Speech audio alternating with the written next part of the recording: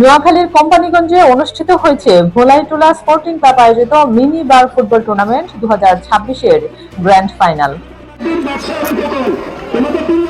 শুক্রবার বিকেলে উপচে পড়া দর্শকের উপস্থিতিতে জমকালো আয়োজনের মধ্য দিয়ে অনুষ্ঠিত ফাইনাল খেলায় ট্রাইবেকারে মৌলভীবাজার স্পোর্টিং ক্লাবকে হারিয়ে চ্যাম্পিয়ন হয় বন্ধু একাদশ রংমালা।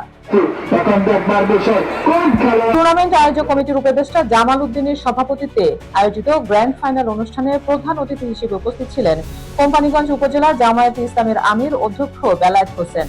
আয়োজক কমিটির আহ্বায়ক সাংবাদিক কামরুল হাসান রুবেলের সঞ্চালনায় ও সদস্য সচিব মোহাম্মদ ফারুকের সার্বিক সহযোগিতায় অনুষ্ঠানের প্রধান বক্তা হিসেবে বক্তব্য রাখেন কোম্পানিগঞ্জ উপজেলা বিএনপির সাবেক সদস্য সচিব মাহমুদুর রহমান রিপন। বিশেষ অতিথি হিসেবে উপস্থিত ছিলেন উদয় এইড ফাউন্ডেশনের প্রতিষ্ঠাতা চেয়ারম্যান অ্যাডভোকেট মামুনুর রশিদ মামুন, চর পার্বতী ইউনিয়ন পরিষদের চেয়ারম্যান কাজী মোহাম্মদ হানিফ।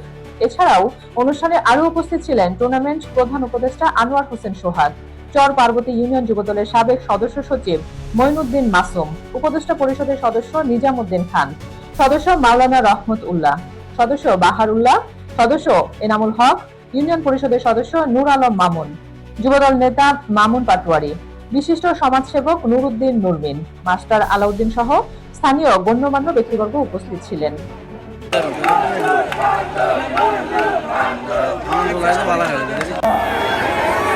আনন্দ